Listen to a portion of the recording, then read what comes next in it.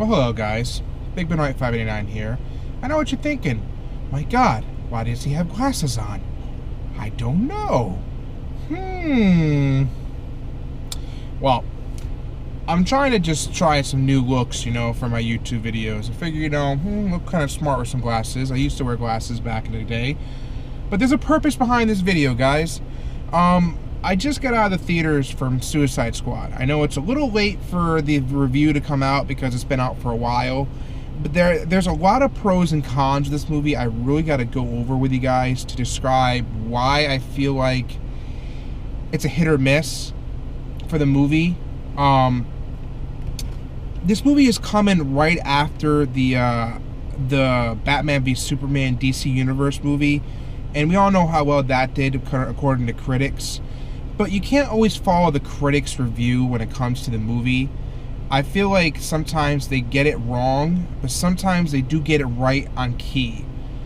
But when it came to Suicide Squad, I feel like it's a hit or miss because I can go over the pros, but to me, almost somehow, some form of fashion, I believe the cons kind of outweigh the pros. Alright, so we'll start with the cons to get out of the way.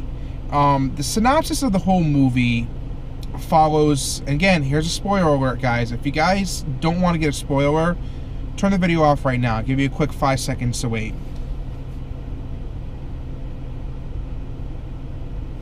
You had your chance. Alright, so the movie follows basically where Amanda Waller has come to the point in the assumption that after the Batman v Superman, they worry about what would happen if Superman had came down and basically dug a hole right into the White House and took the president. What if the next villain that comes down to planet Earth and to Gotham or to Metropolis or whatever you want to say comes down and does that same thing? Who'll be there to stop them? Alright? Now that Superman is dead, supposedly, after Batman v Superman, they're more worried about who's the next Superman coming in, what's going to happen. So Amanda Waller basically forms the Suicide Squad, which is made of Harley Quinn, Slipknot, Katana, Killer Croc, Captain Boomerang, Deadshot, originally Enchantress. Did I say Harley Quinn? I may have said Harley Quinn. I might repeat myself. There's a lot of people in this movie, a lot of stuff to follow. Oh, El Diablo. Forgot about that one. I'm sorry. El Diablo. There's a lot of things to follow in this movie, a lot of characters, guys. But the thing is, the biggest flaw with the movie in my head is some of these characters are outweighed by other characters. I love the fact, I'm digressing to my point and doing all the cons first, but I love the fact they included backstories for certain characters. I love that because it kind of makes it feel like the characters are real. Like with Deadshot with his daughter and his wife, and how his wife is sick and his daughter's taking care of her mother, and he's trying to take care of his family, and he's basically portrayed as a villain by his ex-wife to her daughter, and her daughter's like, "Dad, why do you kill? Why do you do this?" And he's like, "I do it to put food on the table and help you, and you should live with me, and I can take care of you." I love the feeling of realism of these people are real people, and El Diablo, he was perfect in that movie. I think I don't know anything about him, but I love his background. But there's a lot of characters that aren't played correctly into the movie itself. Killer Croc is one of them. You get his real name in the background, you get a little bit of background about him, and you don't hear anything about him after that. After it's told what he is and how, and then where he is basically and how it go from there, you're not told about his backstory fully. You're not really drawn into a storyline. He's just there, and that's the bad part. He's just there. These guys just parking a handicap parking. But okay, sorry, I got distracted. So basically, what I'm trying to say is that there's a lot of characters that just aren't really played out. Enchantress is another one. You think that the Joker, played by Jared Leto, I'll get to that point in a minute, is the main villain. You think, all right, it played off in the trailers, he's the villain, that's what's going to happen. No, that's not the case.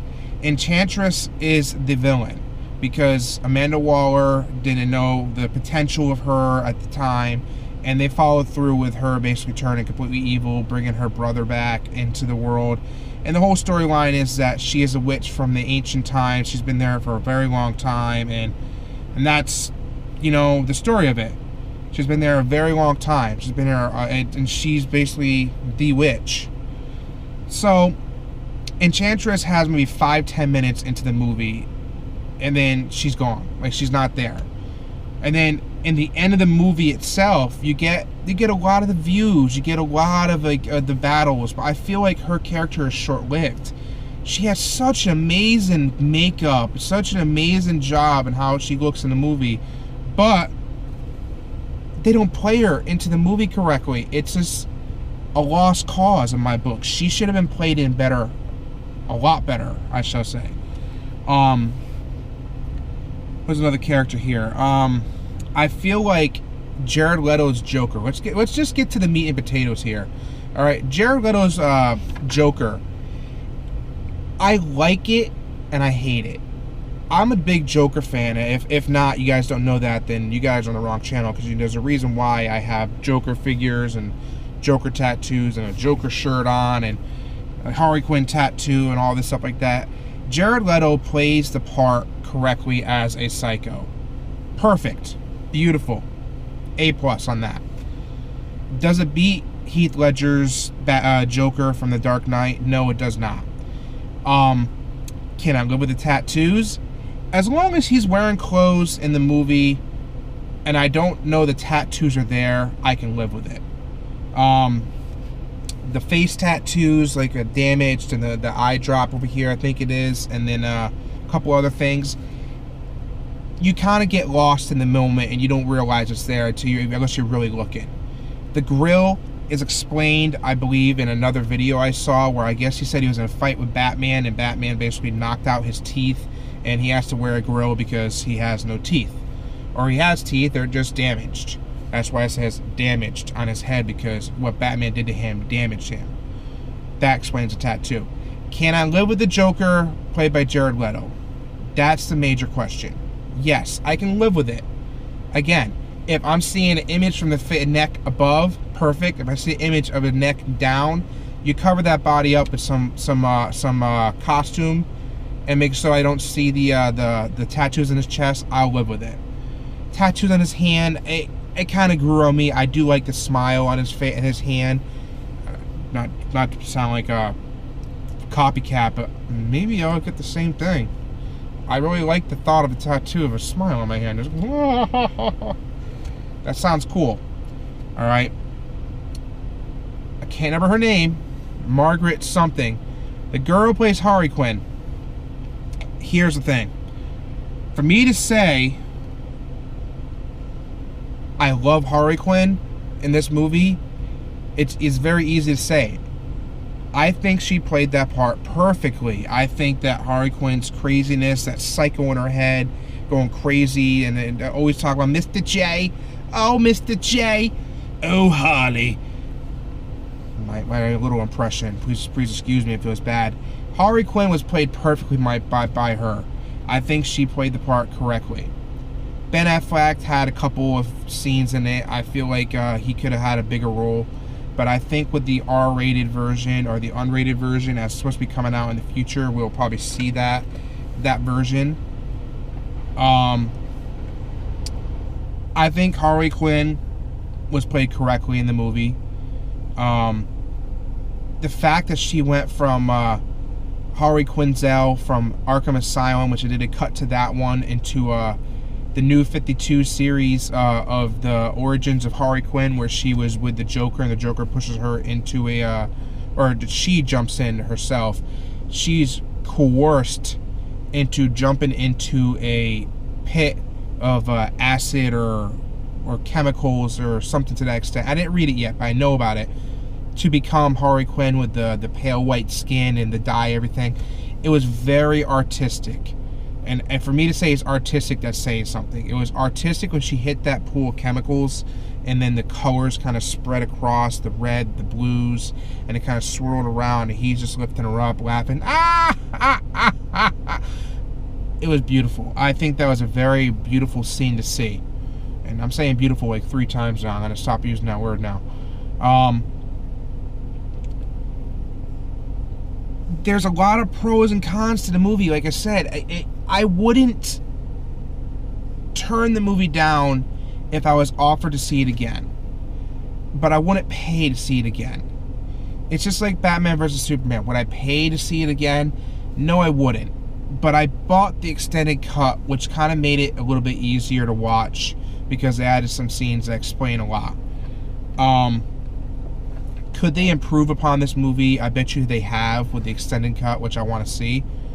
I would definitely give this movie a, I want to say a good 3 out of 5. It's not perfect, but it's not horrible, if that makes sense. If it's no Green Lantern with Ryan Reynolds, like that right there, another shout out. It's like, I love Ryan Reynolds as an actor, but when he did Green Lantern, it was horrible. But it's no Ryan Reynolds Green Lantern movie. It's decent to watch, but it's not direct to the comics. And I know that you can't get direct to the comics exactly because you had the rights of the DC universe. You have to follow the rules, and they had the rights to change it up a little bit. But I would see it again if given the opportunity, if it was extended cut like Batman v Superman, hoping that it gets better. And as a quick shout out, guys, I live in Rhode Island, okay, and there's a theater I go to normally. It's Regal Cinema 10. If you guys want to go to a good theater, every Tuesday they have a sale. It's $4.66 for movie tickets on Tuesdays, Super Tuesdays, plus tax. All right, you guys want to go to a good movie theater in your area, look up Regal Cinema 10 in Stonington, Connecticut. I'm giving you guys a shout out here. I'm gonna basically do it that way because it's a good place to go. All right. So this has been Big Benoit 589 here, with a review of Suicide Squad. Again, 3 out of 5. It's worth watching at least once in theaters, maybe again later when it comes out. So, you guys like the video, hit that like button, subscribe, comment, thumbs up, thumbs down. Give me some feedback, and let me know how I'm doing. Signing off. Oh, and by the way, check out my gaming channel, Big Ben's Gaming.